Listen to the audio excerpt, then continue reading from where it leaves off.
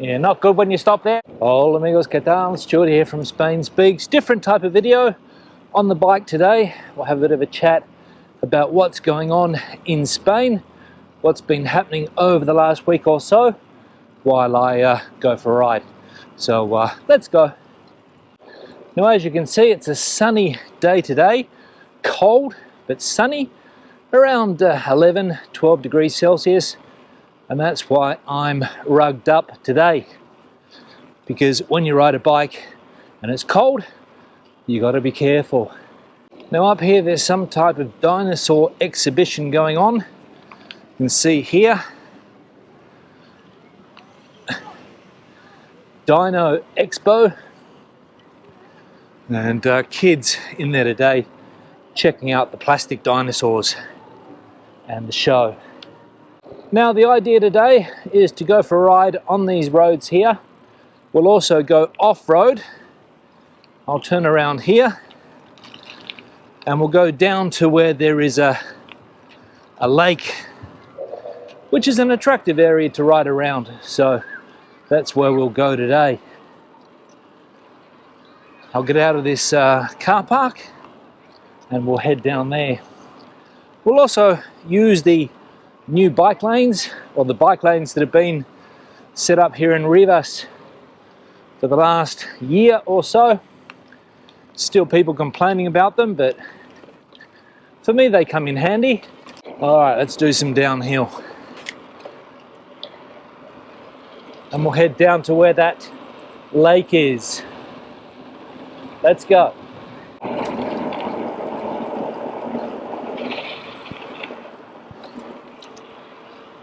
All right, into the famous bike lanes.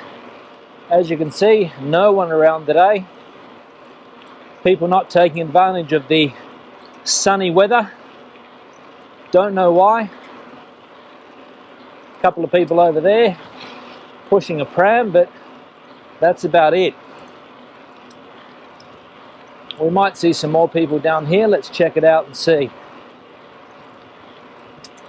So the bike lanes were set up around a year ago, as I said.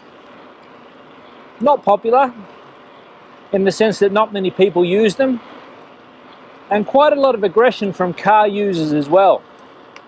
I've often been riding in these bike lanes, not here because this is a pedestrian area.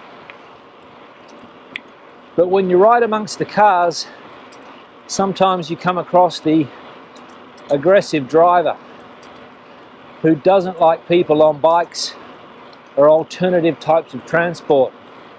And there is an association set up who are trying to get rid of these bike lanes, but they haven't been successful yet. Got a couple of bikers down here, so good to see I'm not the only person using them today. Now, one of the reasons I'm on my bike is because I'm trying to keep fit. I got reasonably fit over the summer months and I want to maintain a level of fitness if I can. It's not easy, especially with all of the fiestas that we've got coming up, celebrations, where people tend to eat too much, in my opinion. And that is going to be the first topic of discussion today, that obesity rates in Spain are rising. Workers here blocking the bike lane.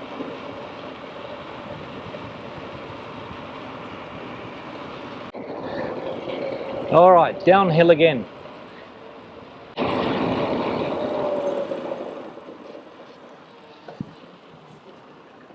Yeah, not good when you stop there. So the topic of obesity in Spain, an article in yesterday's newspaper saying that some 55% of the Spanish population is either overweight or obese. I think more people overweight than obese. Not sure what the main differences are, but you do see a lot of people that stack on the kilos over the years here in Spain.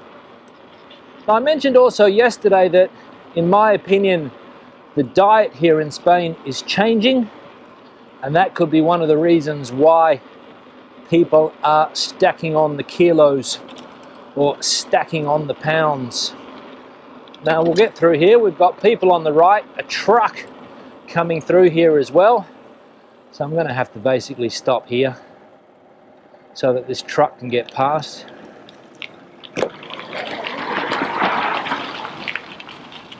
And where that truck comes from, we'll see in a moment when I go around this lake, which is the objective of this ride today. Okay, let's start the lake path ride now. So, back onto the topic of obesity, the diet here in Spain. Once thought to be the best diet in the world, the Mediterranean diet. As we know, it's not unique to Spain. It's frequent in other Mediterranean countries as well. And basically what it is that it's a very varied diet with the right type of fats. Olive oil being at the center of the diet, and that's something that we'll talk about now as well, the price of olive oil. That also could be leading to an increase in weight issues. Don't know. But we're currently paying double, in some cases triple, for olive oil than we were a year and a half ago. So very expensive. And we can see those birds over there sitting in the middle of the lake. And I must say that this is one thing that I like about this part of Madrid, is the water, the lakes. You can't swim in them, but visually spectacular. Now, a group of kids up here. So,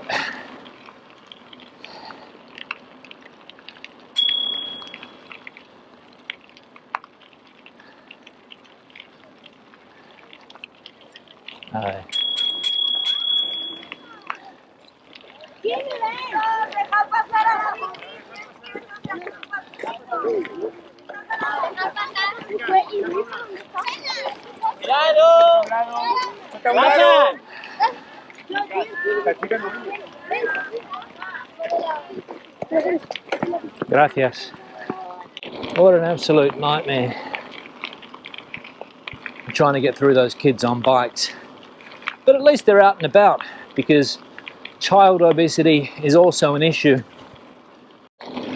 So not only adults, but kids as well, and more up here. Gloria.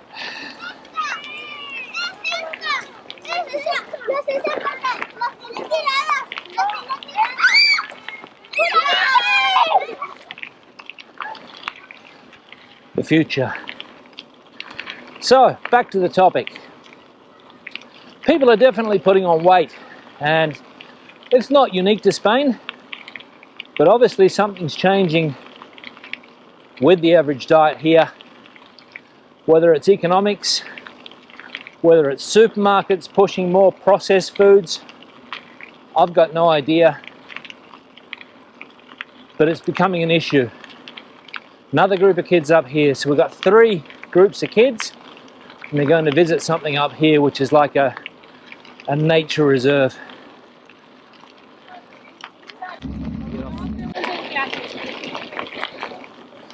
Easier to get past that group than the other 2, I will say. So yeah, an issue. Fast food becoming a problem as well. Lots of fast food restaurants popping up. Shopping centres popping up all over the place as well. And they are magnets for people, especially at the weekends. In the winter months, families head to shopping centres to look around, have a bite to eat, and normally the food choices in these places are not the best. Now we'll get through here if we can. Choose the smoothest route if possible. So obesity an issue. And as I mentioned, it could be supermarket choices as well. The biggest supermarket chain here in Spain, Mercadona, has a lot of pre-prepared food options. In fact, there's more and more every year. Pizzas, burgers, pasta, and that's what people are choosing to eat most days, I think. River here to my right, and this is a usual track that I ride along a few times a week to clear the cobwebs out and also to get some exercise and some fresh air, which is always good. And fortunately here in Spain, or at least this part of Spain, we get days like this, sunny days, cold but sunny nonetheless, and you can get out and about. So let me know what you think. Have you noticed people getting bigger here? People stacking on the kilos? Let me know if you have noticed it, and give me your opinion in that comment section below as to what some of the reasons could be. But as I said, a problem that is not unique to Spain, of course, but it will have consequences for the future, because the older you get, the last thing you need is to be overweight. All right, bumpy. Let's see if I can get through here. Now, the next thing I want to talk about today is the new government and the new government's first week in charge of the country. It was difficult getting there, but they made it in the end. A lot of opposition, and still a bit of opposition, although the resistance seems to be dying down, or at least the aggressive resistance, that is. The leader of the opposition, Mr. Feijóo, has said that he's going to keep on calling Spaniards to the streets that don't agree with this amnesty law. His objective is new elections, of course, but Mr. Sanchez, that's the last thing that he wants. And we're going to see what happens over the next 6 months, 12 months, 18 months, to whether this government can survive. I'll just get on a smooth part of the track. And I put a poll up on the channel the other day, una encuesta in Spanish, and I said, do you think the Sanchez government will last 4 years? 600 people close to voted, and 75% said no, he's not going to last. So thanks guys for participating in that poll. And to be honest, I don't know if Mr. Sanchez is going to survive 4 years or not. Mr. Sanchez is a very astute politician, a wily character. He's been down at the bottom and he's risen back to the top like a phoenix out of the ashes, as they say. And at the moment, he's on top of the world here in Spain, doing deals with groups that some people consider to be the wrong groups, but he's adamant that it's the way to go forward. Now, we're coming up here to a factory, and you might ask yourself the question, what's a factory doing here? With a nice lake by its side, these nice cliffs here to my right. What's a factory doing here? Good question. And basically the answer is that back in the day, when there was no environmental laws or controls here in Spain, you could build a factory like that in the middle of what is now a regional park. You wouldn't be able to do it now, but back in the day, no problems at all. And there were numerous factories in this part of Madrid, which, as I said, is now a regional park, a protected area. And I just came out of somebody's property. So there's also farming on these lands as well. And it's a difficult balance. You can see this factory over here, probably 60, 70 years old, still producing. I think they make big structures for bridges like concrete beams and things like that, because you often see these big heavy vehicles transporting those big pieces of concrete around the country when they build a bridge or some other type of infrastructure. And there are people working in there at the moment, even though the factory looks pretty run down. Graffiti on the side of it. You can see here that when we get to the parking lot or the parking area, there's about 25 cars maybe. So that's how many people are working here. We'll go down here so you can get an idea of the type of things that they got going on. Pacarar is what it's called. And they're producing, as I said, those big concrete beams used in infrastructure projects here. And the trucks will come in here and take them out and take them all over Spain, wherever they're going. You can see them over there waiting to be shipped out. So that's what we're dealing with here. Factories in the middle of these pristine areas that are today regional parks, protected areas. But in the past, anything went. Now we've got the police coming down here for some reason. Local police. They're checking out what's going on down here. Might have been a complaint, don't know. Just making sure that everything is under control. Now the other piece of the news breaking in the press today about the Dutch elections, which were held on Wednesday, I think, and a surprise, a far-right political party, the most voted for party in those elections, and we've seen over the last week or so Argentina swinging to the right, the Netherlands swinging to the right, and of course in one of the papers today the headline was, what will happen now that there's a new Dutch government when it comes to European funds? Will the European project keep moving forward, or will this move to the right in the Netherlands change the shape of the European Union?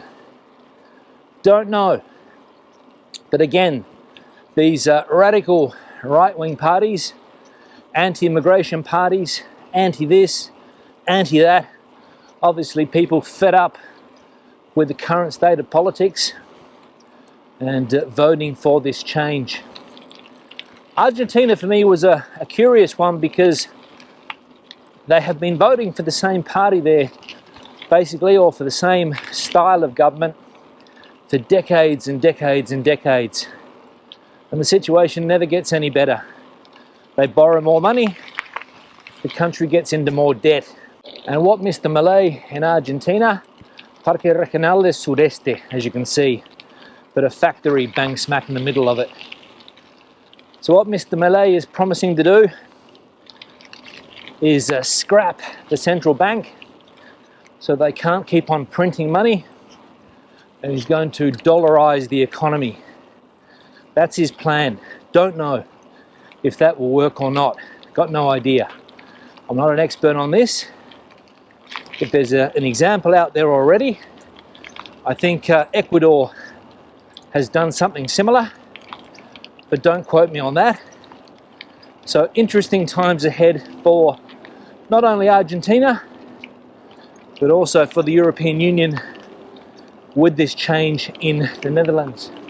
Cops just gone past again. Obviously didn't do anything in the park. And onto the cycle lanes I go. Let's see if they give way. No. He had a good look.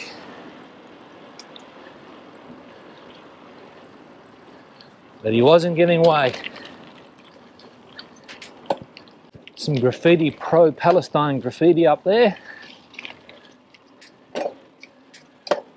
Viva la lucha del pueblo palestino.